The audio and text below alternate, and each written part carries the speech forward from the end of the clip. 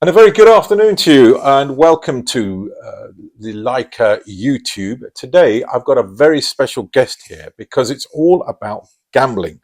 With me is a gentleman who has been working on a leading charity commissioning gambling harm, the prevention, the treatment, the effects, the causes and the harms of gambling, not only to the community as a whole, but ethnic minority communities and the heavier effects gambling has had on the community. A very warm welcome to you, Joe Wheeler. Hello. How you doing? You all right? I'm okay. Thanks for coming on to Lyca YouTube to discuss this, because this is serious stuff.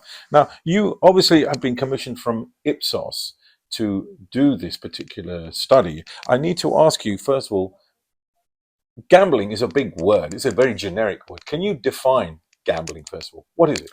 Well, yeah. So gambling is the participation in any activity, as we measure it, in the past 4 weeks that constitutes gambling. So that can range from lottery tickets to scratch cards, all the way through to sports betting, and obviously in recent years, online activity as well has become increasingly prevalent, particularly sort of online casino games, online slot machines. So it's a whole range of activities that constitute gambling.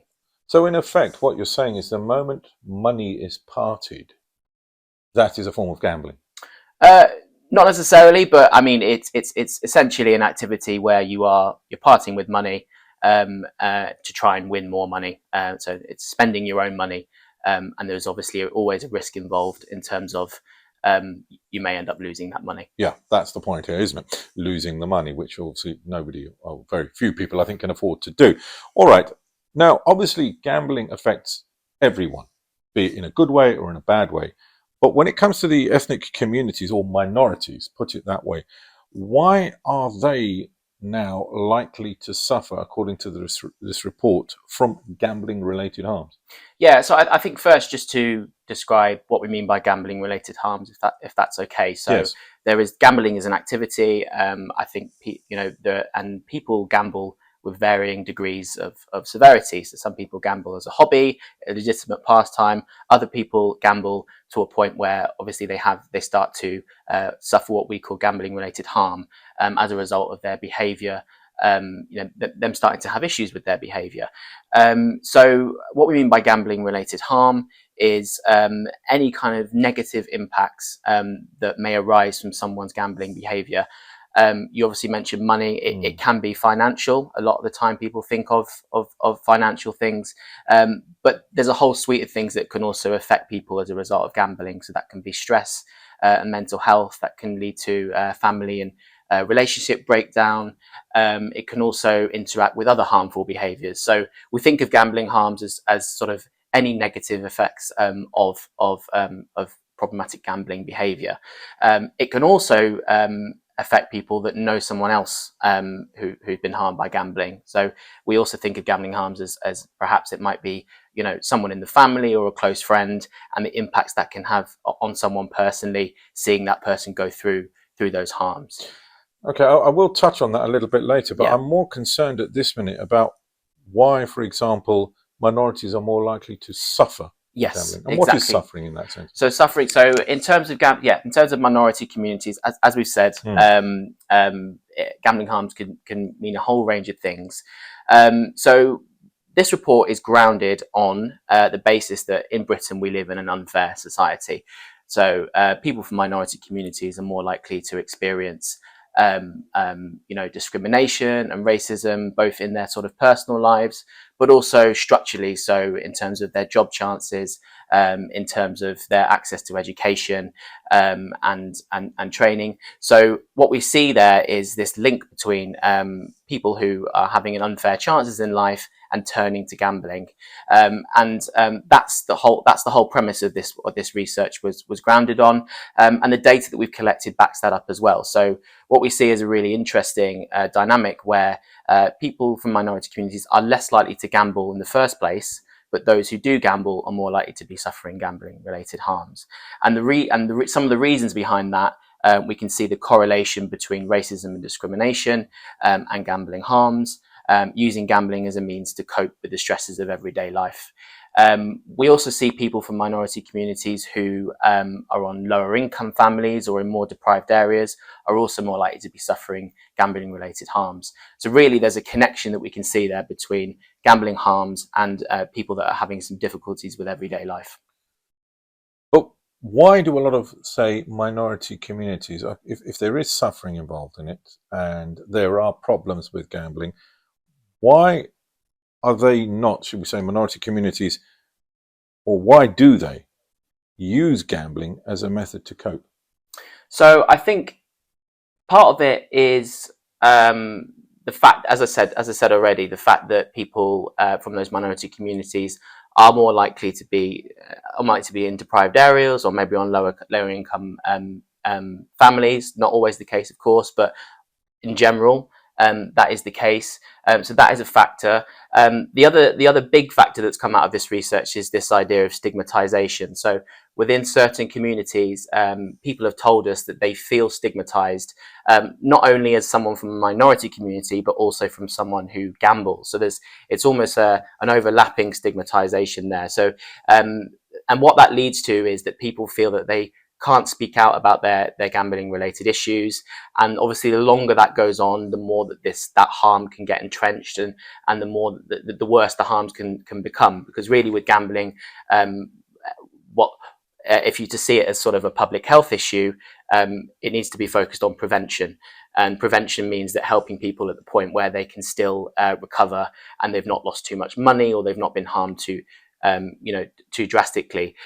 So that stigmatization has a real impact on people's ability to speak out about their gambling related harm, which makes the harm worse in turn. So in a way, because, let me get this right, are you saying that because people of certain minorities can't really talk about the problem that they may be having in gambling, they're gambling more as a way of escaping talking about it? That's correct. So that's correct. And obviously not always the case, but that can often happen. And I think another interesting thing about stigmatization is actually that there's different forms of stigmatization. So people can feel stigmatized from wider society, as I said, as a member of a minority community, but also as someone who gambles. And also, sometimes people have told us that within their own communities, they struggle to speak out about it. It might be that gambling isn't something that's spoken about within their family or within their friendship group. It's maybe a very kind of individual activity that people do, as you say, as a means of escaping, but something they do on their own, and can be quite a private thing. Not always; it can be a social thing as well. But a lot of the time, people that are harmed by gambling, it's a very individual activity.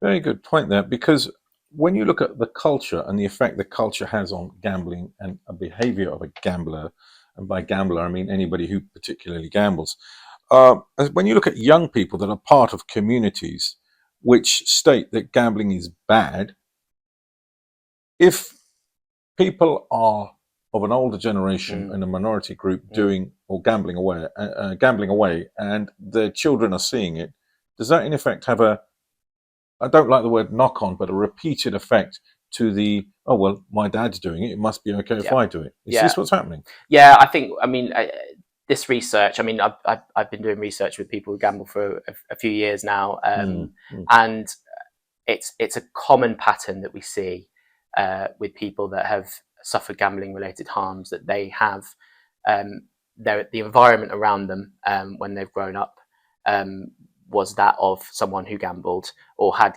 gambling related issues, and that social effect within a household or within a local community of that being, that behavior, it can really follow through to people. And you can see the data as well. I mean, it's interesting that you pick up on young people. When we look at the data, amongst the sort of 25 to 34-year-olds particularly, that is where we're seeing the most the highest levels of gambling related harm amongst minority communities. So really, yes. so it's what you're saying is the younger minority generation are being more affected by gambling than the older generation. Yes, that's right, and that generally is true. Is there a reason for that?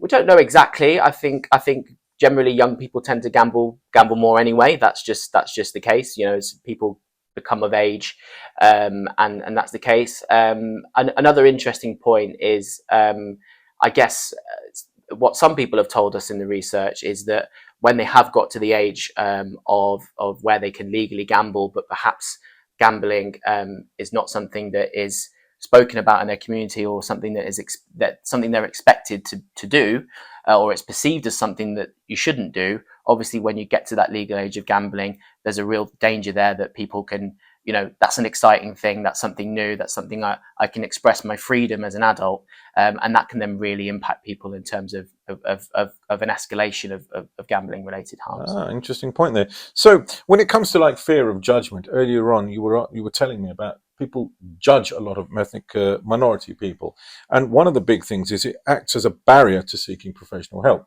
If I said there's a family there with maybe the mother or the father gambling, if she starts talking about it to a person and that becomes a bit of common knowledge, that fear of being spoken about, that fear of being judged, could bring a little bit of shame on the family. Hence, they don't do it. But how can we get that fear changed so people can talk about it and perhaps even cure themselves? Yeah, I think it's breaking down stigma. It's talking about gambling in a way that it's normal. It's normal to talk about gambling and gambling related harm, and there isn't a shame attached to it. I think that's the step that needs to go to. I think building awareness of the support available as well, I think, is a key thing, because where we've spoken to people that may not have what we call informal support structures, i.e. the family or friends, a lot of the time people weren't aware of actually there are anonymous ways of speaking about your gambling. There's formal support services available. There's a gambling helpline that you can call, the National Gambling Helpline. So it's really about getting people talking to someone, even if it's not straight away the family, and then someone can advise you. Oh, I might be nervous about speaking to someone in my community about this, or my family. But you can speak to someone anonymously, and they can advise you on how to go about that situation, because they would have spoken to someone like you before. So I think the key thing is actually getting people to starting to have a conversation with someone before it's too late. How much would you? I mean, I know this isn't really totally relevant, but I just think it's important here. How far would you agree with the statement, gambling relieves stress? I mean, it's hard to say in terms of, I can only really speak to the research. Yes. But I think when we speak to people, I mean, it's kind of cyclical in nature. I think gambling, it seems a lot of people tell us gambling causes stress. A lot of people turn to gambling. It's a bit of a double-edged question. It's a double-edged sword. Sometimes, people can see gambling, like you mentioned already, as an escape from their everyday struggles. But equally, everyday struggles can cause people to turn to gambling, and what it is that if people are gambling, it needs to be in a safe way, and that is kind of Gamble Aware's remit, to actually support and protect people from gambling related harm. Very good point. Okay, I mean, I think last but not least, I think it's important to hear this, because we've established that a person who is gambling has or could have problems. There's no argument there. But those problems could also affect the family.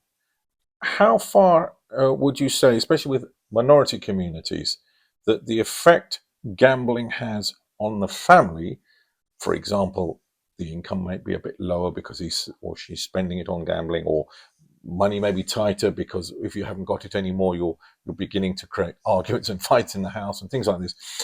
How can we stop this, or what can we do for minority communities to really not let the children or the family suffer because of maybe one person in the household, or two, I don't know, whoever, but we'll stick to one person in the household for the sake of the conversation, to stop doing this and throwing money which cannot be afforded into channels that should be there? Yeah, I think again it's about communication, but it's also about encouraging access to tools and support. So there are several tools that people can take in order to help control the spending that they're spending on gambling. A lot of the time, if you go on support organisations' websites like Gamble Aware, there's lots and lots of different ways that people can do that, from deposit limits all the way through to kind of self-excluding yourself, so actually stopping yourself from gambling altogether.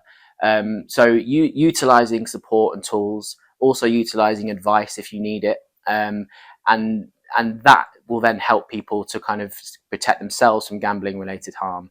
And obviously the other side about it is about having a conversation, and as I said already, breaking down the stigma, ensuring that people feel comfortable to be able to talk to their loved ones about it, essentially. Last but not least, before I thank you, I will say that and mention that Gamble Aware and this report is available to everybody on the Gamble Aware website, and not just for professional people, but for people like myself who don't know that much about gambling. They're able to read it. They're able to pick a copy up of that, thanks to Gamble Aware, Right. to actually look at what's going on. And I think that's a great idea. Joe Wheeler from Ipsos, thank you so much for coming on. I've enjoyed this because I think more than anything, I've learned a lot from this interview, and I've learned a lot from the conversation. And I will be assure you, I'm going to have a look at that report and see it and read it again. Thank you for coming on, and we look forward to seeing you again soon. Thank you very much. Thank you.